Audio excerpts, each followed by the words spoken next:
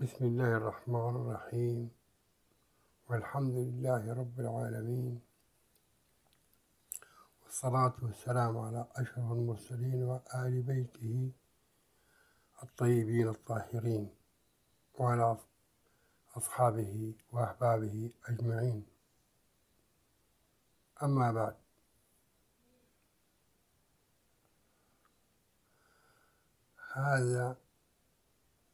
هذه الرسالة خرجت بها بعد تمحيص وتفكير عميق، ودافع بها عن آل بيت المهدي وآل بيت السيد محمد أحمد الإمام، قائد هذه الأمة، وهو من أوجد بفضل الله وفضله جمع هذا السودان. وحينما أقول أريد أن أدافع عن آل بيت المهدي أقصد ذريته، ما كان علي إلا أن أخرج وأن أدافع عنهم، وأسأل الله عز وجل أن لا أكون من الذين يريدون أن يدحضون الباطل بالحق، لكن الإمام حق، الإمام حق. والله يقول في منزل حديثه: صلوا على النبي وعلى آل بيته. سيدنا رسول الله يقول: وعلى آل بيته، إكراما لهم لسيدنا رسول الله. ونحن أو أنا شخصيا أناشد أن يقبلوا المعذرة إلى آل الإمام الذي بذل الكثير لتوحيد هذا الشعب وهذا الوطن، وإكراما له أن نشفع أو أشفع لذريته، كما قال سيدنا رسول الله عليه أفضل الصلاة والسلام: ربي اغفر، على لسان سيدنا رسول الله، ربي اغفر لقوم إنهم لا يعلمون. وحقيقة آل المهدي إنهم لا يعلمون، إنهم من ذرية طيبة لكنهم لا يعلمون. وحاطب شفع له سيدنا رسول الله من عملية نقراء، لأنه كان شهد شنو؟ شهد بدر، وربنا غفر لأهل بدر. إذا كان سيدنا رسول الله بيغفر لحاطب عشان شهد بدر، ليه نحن ما نشفع لآل البيت أبوهم محمد أحمد المهدي تاريخ؟ وكل من هاجم وكل من سولت له نفسه أن يتجرأ بما لا يسمح له قبل الحكم، أن يتطاول بلسانه على آل بيت الإمام، أنا ما أخطأ في نظري إلا إنما هو حقد دفين يمتلي به قلبه، ولسان سليط يريد أن يشبع رغباته ونزواته. والدليل على أن آل البيت الإمام إنهم لا يعلمون شيئا، كما قال القرآن: يغفر لقوم إنهم لا يعلمون. انظر إلى حديثهم، حديث الطيب المسكين الذي لا يدرك ولا يعلم مصلحته، هذه المسكنة وهذه الطيبة وهذه عدم المعرفة لاختلاطهم الشديد مع بعض، ما تزاوجوا إلا من بينهم، فأضعف قدراتهم الذهنية وأضعف عجزهم عن فهم أمور كثيرة، فلا نأخذ الناس بمقدراتهم الذهنية. فالأصل هم طيبين حتى في كلام وفي تعابير تدل على أنهم ناس طيبين، لا يعلمون ولا يدركون ما يضرهم ولا ينفعهم.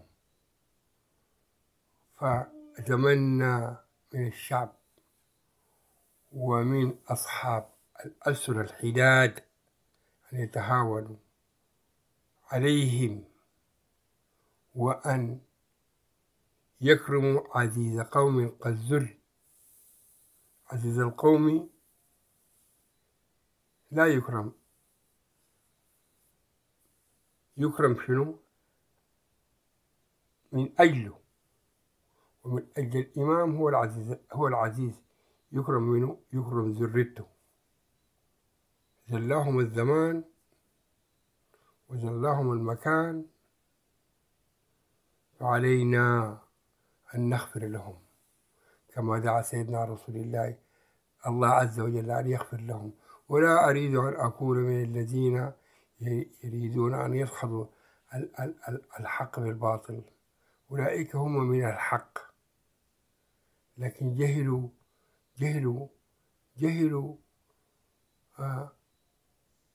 لأمور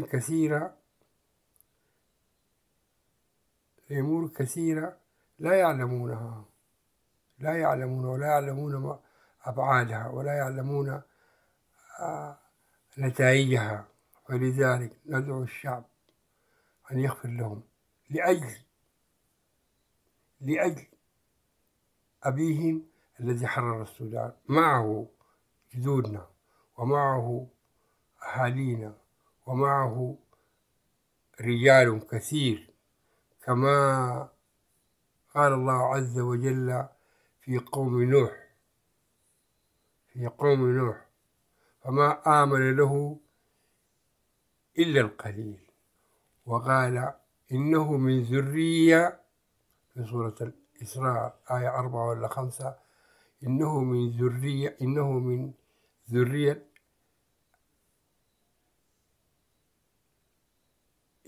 ذرية طبعا سيدنا موسى، إنه من ذرية التي اتبعت نوح، ما من أهل نوح، دي نسب سيدنا موسى.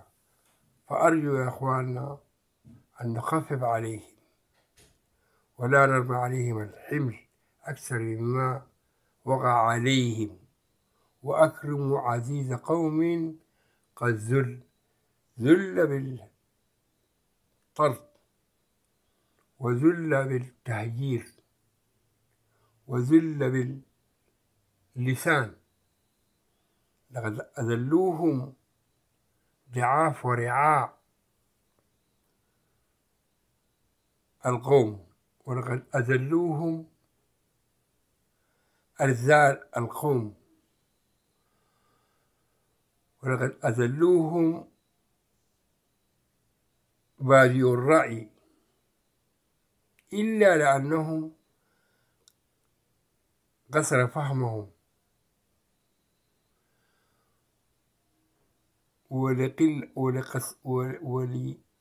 ولقصر الفهم لا يجرم، كما لا يجرم الطفل لقصر فهمه.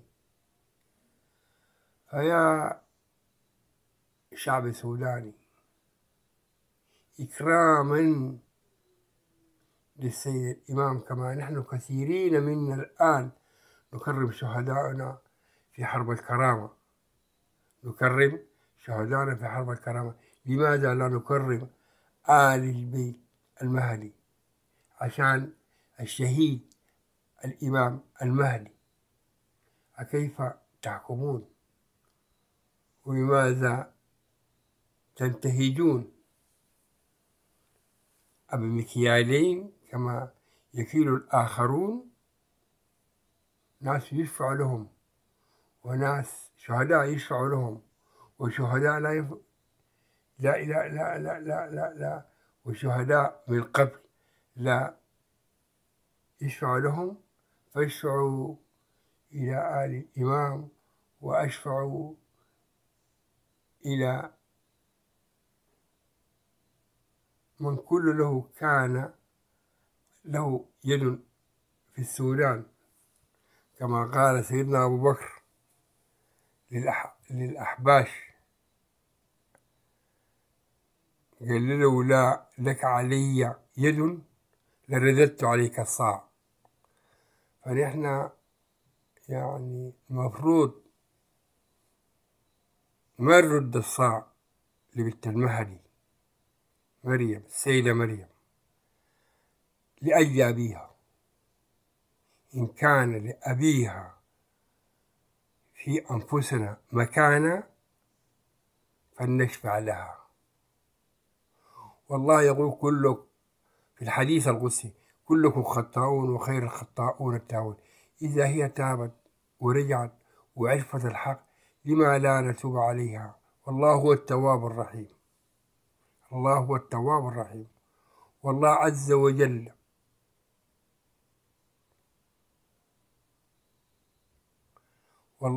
وجل لا يسأل عما يفعل وهم يسألون، يغفر لمن يشاء ويعذب من يشاء، ولله ولرسوله المثل الأعلى. ما تقول لي القانون يجري على سوى بنت المهدي مريم، ما سوى مساواة في ماذا؟ من له أب وحد السودان، من له أب جاهد في سبيل الله في كلمة الحق. يا أبيها محمد أحمد المهدي جاهد وأوجد شيء يقال عليه السودان، وحد كلها القبائل من الشمال للجنوب ومن الشرق إلى الغرب. فلأجل ذلك فليحفى على السيدة مريم وآل بيت الإمام بكاملهم، سواء كان ابناء الصادق أو أبناء الصديق أو كل أبناء عبد الرحمن، إكراما للإمام محمد أحمد المهدي. لقد أكرم كثير من السادة.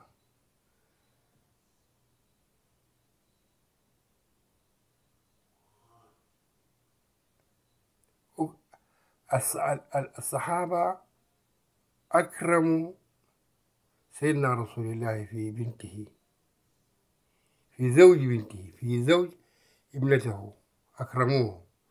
فلما لا نكرم محمد أحمد المهدي في ذريته؟ إن رجعوا للحق وتبينوا وعرفوا الحق وعلموا ما لم يكونوا يعلمون، فلما لا نشفع لهم، ولما لا نغفر لهم، ولما لا نتجاوز لهم؟ والله العلي العظيم أنا فكرت في الموضوع كثيرا جدا. هؤلاء لم يسرقوا حتى تقطع أياديهم، كما قال سيدنا رسول الله: ولو كانت فاطمة بنت محمد لمحمد قطع يدها. لكن الناس دي كل ارتكبوا بجهالة وعدم فهم وعدم تدارك، وكلكم تشهدون بأنهم يقل فهمهم، والفهم ده قسم. ما كل الناس فهمها واحد، وما كل الناس وعيها واحد، وما كل الناس بدرجة من المعرفة.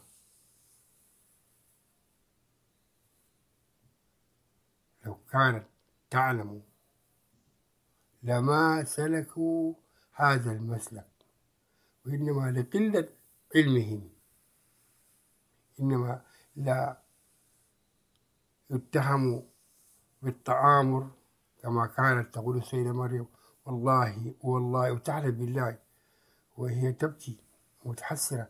عدم المعرفة بس، عدم المعرفة. وأنا بعد عدم المعرفة ده لتداخلهم وتزاوجهم مع بعض. لو كانوا بيتزاوجوا من خارج العائلة لعلموا، ولذلك قال رسول الله: تقربوا تقتربوا، تقربوا تقتربوا. وكل الشعوب دي الناس ما تتزاوج ببعض شديد، لأنه في النهاية بتضعف النسل في التفكير، وبتضعف النسل في التدبير، وبتضعف النسل في التخطيط، وبتضعف النفس جسديا، وبتضعف النفس.